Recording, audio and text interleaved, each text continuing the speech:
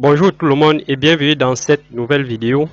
Moi c'est Jonathan Dea, dessinateur, projecteur et formateur sur plusieurs logiciels de génie civil. Alors aujourd'hui je vais vous montrer comment modéliser sa maison sur un terrain en pente. Voilà, ça peut être une maison, ça peut être une piscine, ça peut être une bâche à eau, ça peut être un ouvrage quelconque. Mais sachez que le principe reste le même. Donc pour cela, il y a la dernière vidéo que j'ai publiée sur comment modéliser une surface topographique avec le logiciel Revit.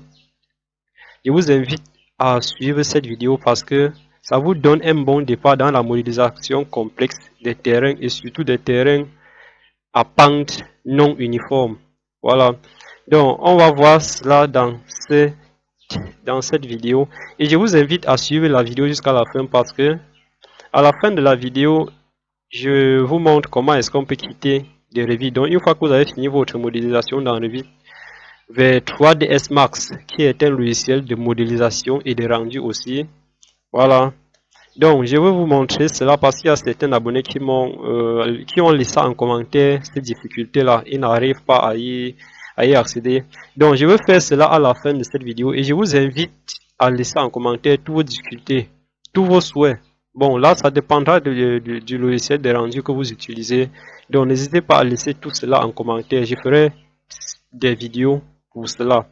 Donc, voilà en fait le rendu final de notre ouvrage modélisé. Et vous voyez à ce niveau, vous voyez bel et bien que la pente est bien gérée là. Voilà, donc je vais vous montrer le principe, juste le principe, parce qu'une fois qu'on comprend le principe d'une chose, ça devient éternel. Donc, c'est-à-dire, vous pouvez modéliser tout style d'ouvrage, quelle qu'en soit la forme du terrain.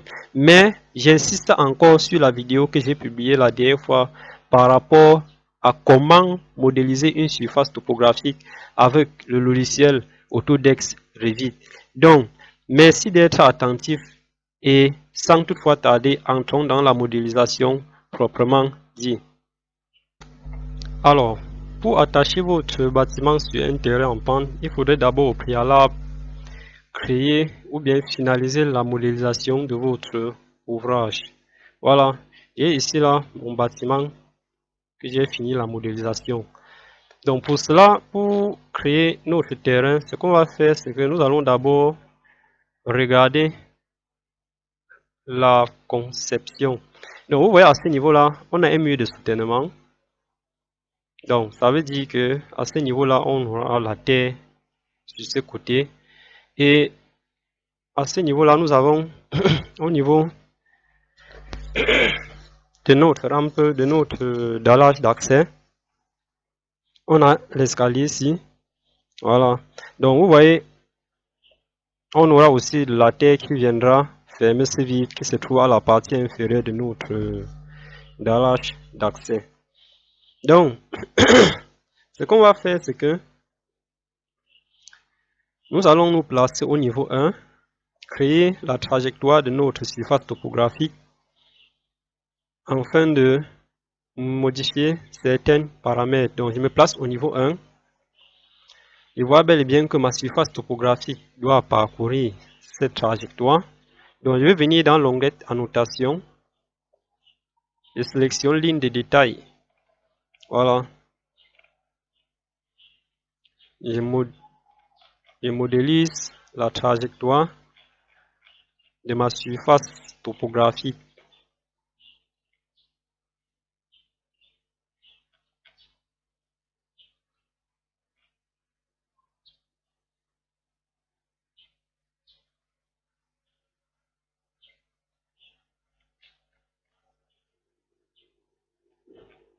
Ok. Une fois cela terminé, je vais copier cette trajectoire. Et pour sélectionner toutes les lignes, je maintiens sur la touche Tab. Je sélectionne toutes les lignes et fais un CTRL X. Je pars au niveau du site et fais un CTRL V. Pourquoi est-ce qu'on vient faire un CTRL V au niveau du site? Tout simplement parce que nous ne pouvons pas modéliser notre trajectoire au niveau à un niveau quelconque. Donc c'est un peu ça le principe. Donc pour modéliser notre site, notre surface topographique, il faudrait être au niveau du site. Sinon, cela ne marchera pas. Donc, j'ai enfin ma trajectoire que j'ai esquissée à ce niveau-là. Maintenant, ce que je peux faire, c'est que je vais venir au niveau de volume et site. Je sélectionne surface topographique, placer un point. Voilà, je crée ma surface à ce niveau-là. Et je valide. Maintenant, si je crée une coupe dans cette zone, je viens là, je crée une coupe dans cette zone-là. J'accède à la coupe. Vous voyez bel et bien à ce niveau que j'ai ma surface topographique à ce niveau-là. Mais la différence et le problème qui se pose, c'est que puisqu'il s'agit de la Terre et que nous retrouvons actuellement dans une coupe, on ne voit pas le motif de la Terre à ce niveau. Tout simplement pourquoi? Parce que si vous venez dans la palette de modélisation de notre surface topographique, vous sélectionnez là, vous voyez bel et bien qu'au niveau du graphisme de coupe, on a le matériau de la vue de coupe. Et vous voyez bel et bien qu'on a la terre là. Mais sauf que si vous sélectionnez, vous venez dans le navigateur de matériaux, vous voyez à ce niveau-là qu'on a la couleur qui est une couleur terre. Et à ce niveau-là, au niveau du motif de surface et du motif de coupe, vous voyez, on n'a aucun. Donc ce qu'on va faire, c'est que nous allons sélectionner aucun et on va choisir le motif terre qui se trouve à ce niveau-là. Donc on choisit le motif terre, OK, appliquer, OK, appliquer, OK. Et vous voyez que à ce niveau-là, nous, on a notre terre qui apparaît bien au niveau de la coupe. Maintenant, si nous nous mettons en vue 3D, on voit bien que, et la coupe que vous avez vue tout à l'heure là, ça apparaît uniquement en la coupe de la Terre, c'est uniquement au niveau des coupes, c'est-à-dire vous ne pouvez pas visualiser cette Terre en 3D. Mais ce que nous allons régler en 3D, c'est la surface. Maintenant, vous voyez qu'on a une couleur, par contre, on devait y avoir soit une pelouse, soit les bâches. Donc, ce qu'on va faire, c'est qu'on va sélectionner, nous allons venir au niveau de la palette propriété, on va sélectionner matériaux par catégorie, et à ce niveau-là, nous allons venir dans le navigateur de ressources. Là, une fois dans le navigateur de ressources, nous allons chercher herbe épaisse. Voilà. Et vous voyez, on a cela à ce niveau-là. Donc, on sélectionne et puis appliquer OK. Donc, vous voyez, à ce niveau-là, on a notre relief bien créé. Maintenant, ce qu'on va faire, c'est que si nous retournons au niveau du site, on a ici là notre trajectoire qu'on a esquissée, c'est-à-dire il faudrait que notre pelouse épouse cette trajectoire-là.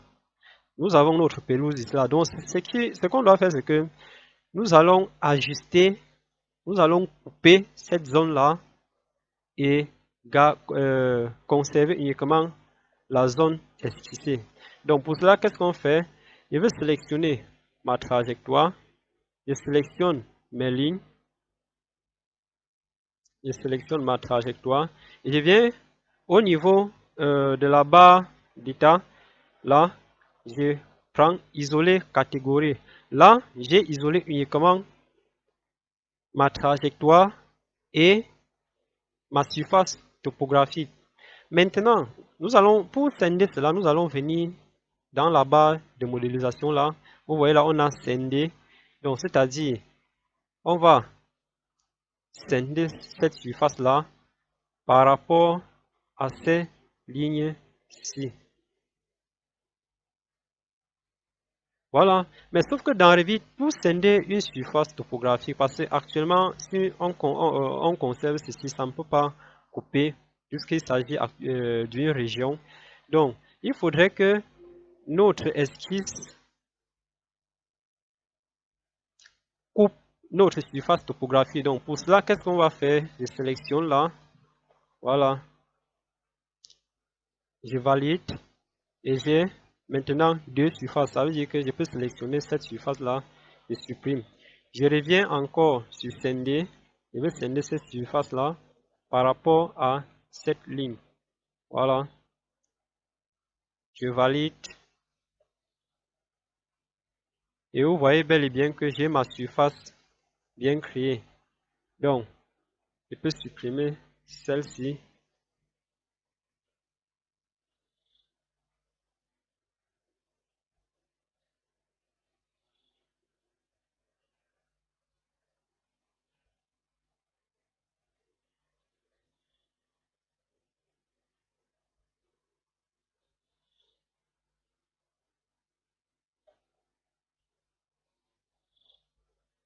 Donc, une fois cela fait, je peux venir dans l'onglet masquer, restaurer. Voilà. Une fois que je restaure cela, vous voyez bien que j'ai ma surface topographique à ce niveau-là qui épouse convenablement la forme de ma trajectoire. Maintenant, ce qu'on va faire, c'est que nous allons modifier les altitudes, c'est-à-dire les altitudes de certains points. Nous allons augmenter certaines altitudes. Donc, si je sélectionne là, vous voyez modifier la surface, je peux sélectionner ce point-là. Voilà, une fois que je sélectionne, je viens, je peux augmenter son altitude. Je peux mettre par exemple à 300 ou bien mettons à 150. Voilà. Cette altitude-là, si elle me place par exemple au niveau de la façade ouest, je vois bel et bien qu'il faudrait que cette altitude-ci soit au niveau du dallage d'accès de mon escalier. Et le dallage d'accès de mon escalier se trouve à 80, oui, à 80 cm par rapport au sol. Donc, une fois que je sélectionne ce point, je viens à ce niveau-là, il donne une altitude de 80 cm. Donc, si je viens en 3D là, j'ai bien mon dallage à ce niveau-là. Voilà. Je peux venir, je sélectionne ce point, je le mets à 15 cm par rapport au sol. Je crée un point. Je vais mettre l'altitude à 75 centimes. Je mets à ce niveau-là.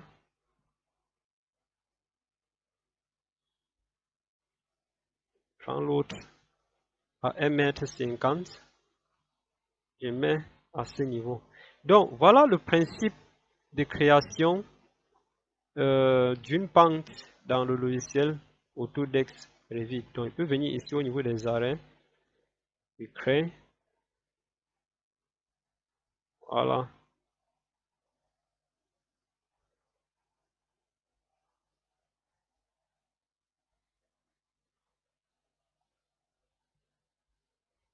Voilà. Vous voyez bien qu'à ce niveau-là, j'ai mon terrain bien créé. Donc, voilà le principe de création d'un terrain en pente dans le logiciel Autodesk Revit. Le principe est très simple. Il suffit juste de, une fois que vous êtes dans la palette de modélisation, quand vous choisissez vos points, vous placez juste sur votre surface topographique.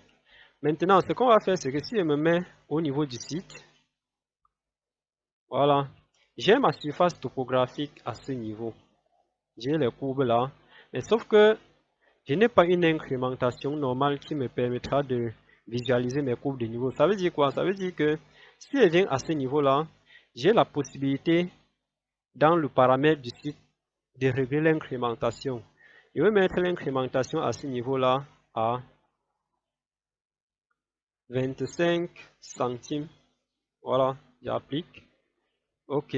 Là maintenant, ces courbes-ci là sont espacées de 25 centimes.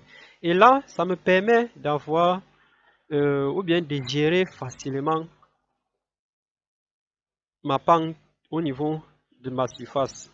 Donc, si je veux voir l'altitude de ce courbe-là, je viens au niveau des altitudes, je sélectionne et je définis ma trajectoire qui tend de ce niveau-là à ce niveau. Et vous voyez, j'ai automatiquement mes altitudes à chaque intersection entre ma trajectoire et ma courbe.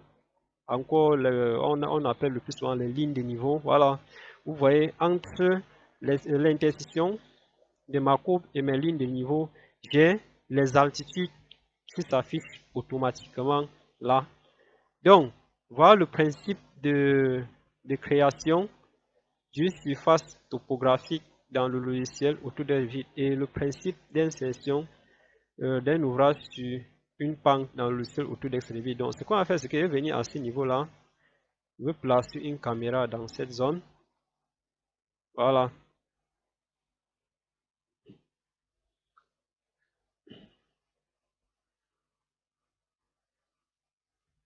J'ai agrandi l'angle de vue. Donc, voilà en fait mon bâtiment. Donc, je vais me placer en mode réaliste ou bien visualisé.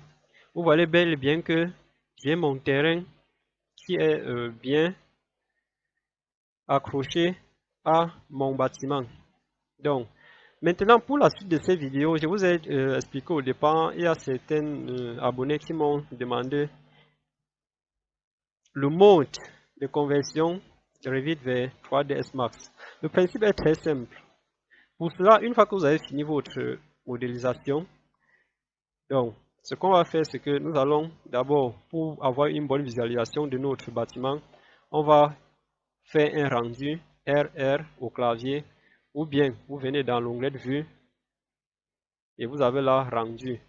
On va lancer un rendu qualité brouillon pour avoir l'aperçu de notre travail. Et je vous ai dit, le rendu la durée doit être fonction de vos qualités matérielles. Donc, vous voyez bel et bien que à ce niveau-là, j'ai ma pelouse qui ressemble déjà à quelque chose de vraiment très très appréciable. Donc, ce qu'on va faire actuellement, c'est que nous allons convertir ces fichiers pour 3ds Max. Donc, ce qu'on fait, c'est que nous venons dans l'onglet fichier. Vous voyez là, dans l'onglet fichier, nous avons exporté. Maintenant, nous allons exporter en fichier. Vous voyez que vous avez la possibilité de convertir en un format CAO, c'est-à-dire AutoCAD, DWG ou DXF. Voilà, ou bien AGIT. Donc, vous avez plusieurs formats là. Mais FBX, c'est une extension qui permet de quitter d'un logiciel de modélisation 3D vers les autres logiciels de modélisation 3D. Donc, à ce niveau-là, je vais sélectionner FBX. Et vous voyez, une fois dans cette interface, on a certaines informations qui apparaissent, mais ne touchez à rien. On valide, enregistrer. Voilà. Bon. Là, c'est parce qu'il y a un fichier qui porte le même nom dans cette page-là.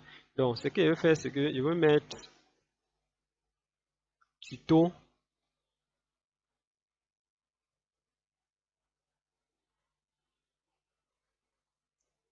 Revit. Voilà. J'enregistre. Une fois cela fait, vous pouvez soit lancer le logiciel 3ds Max et aller importer, soit venir où vous avez enregistré votre travail et lancer le rendu. Là, vous voyez à ce niveau-là, on a tuto Revit, c'est-à-dire ça c'est le fichier 3ds Max. Donc, ce qu'on va faire, c'est que je veux lancer. Mais avant cela, il faudrait que vous ayez le logiciel 3ds Max installé sur votre ordinateur. Donc, voilà le principe de conversion Revit vers 3ds Max.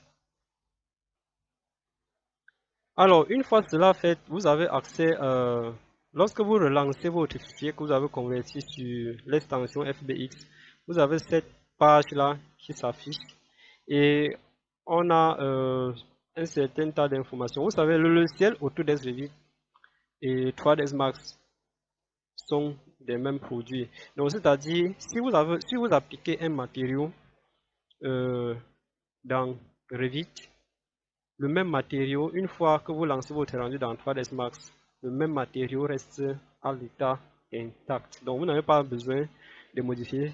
Bon, à moins qu'il y a certaines exigences à cela. Donc ce qu'on va faire, on valide OK. OK. Voilà.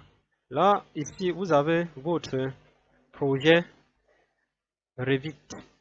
Maintenant, puisque dans Revit, nous étions dans une caméra, vous voyez à ce niveau-là, on a notre caméra là à ce niveau. Pour y avoir accès à cette caméra, nous allons venir au niveau des perspectives là. Vous voyez là, on a caméra, vue 3D.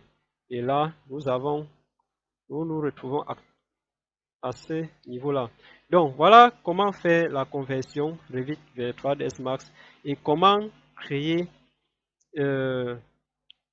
comment attacher sa maison sur un terrain en pente. J'espère que cela vous a plu. J'espère que chacun a trouvé son compte. Merci d'être abonné. Merci de laisser en commentaire toutes vos difficultés, tous vos souhaits et bon visionnage.